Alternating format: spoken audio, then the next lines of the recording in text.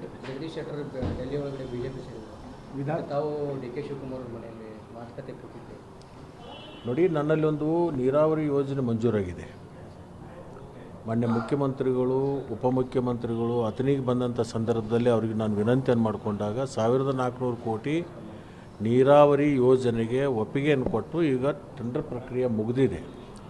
ನಾಳೆ 12ನೇ ತಾರೀಕು ಅಧಿವೇಶನ ಪ್ರಾರಂಭ ಆಗೋಕ್ಕಿಂತ ಮುಂಚೆ ಬಂದು ಅದನ್ನು ಭೂಮಿ ಪೂಜೆ ಮಾಡಿ ಆ ಕಾರ್ಯಕ್ಕೆ ಚಾಲನೆ ಕೊಡಬೇಕು ಅಂಥೇಳಿ ಅವ್ರಿಗೆ ವಿನಂತಿಯನ್ನು ಮಾಡ್ಕೊಳ್ಳೋಕೆ ಅವ್ರು ನೀರಾವರಿ ಸಚಿವರು ಆಗಿರೋದರಿಂದ ಅಲ್ಲಿ ಕೇಳ್ಕೊಳಕ್ಕೆ ಹೋಗಿದ್ದೆ. ಅವರು ಬನ್ನಿ ನಿಗದಿ ಮಾಡೋಣ ಅಂತಕ್ಕಂಥ ಮಾತನ್ನು ಹೇಳಿದಾಗ ಅಲ್ಲಿ ಹೋಗಿ ನಾನು ಭೇಟಿಯಾಗಿದ್ದೆ. ಅಂಥ ಯಾವುದೇ ಚರ್ಚೆಗಳು ನಮ್ಮಲ್ಲಿಲ್ಲ. ಆದಷ್ಟು ಬೇಗ ಮಂತ್ರಿ ಆಗ್ತಾರೆ.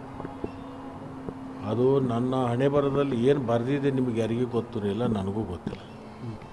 ಯಾವ ಕಾಲದಾಗ ಯಾರ್ಯಾರು ಏನೇನು ಹಾಕಾರ ಅನ್ನೋದು ಹೆಂಗೆ ಗೊತ್ತಾಗುತ್ತೆ? ಸೊ ಸಿಹಿ ಸುದ್ದಿ ಅಂತೂ ಇದೆ.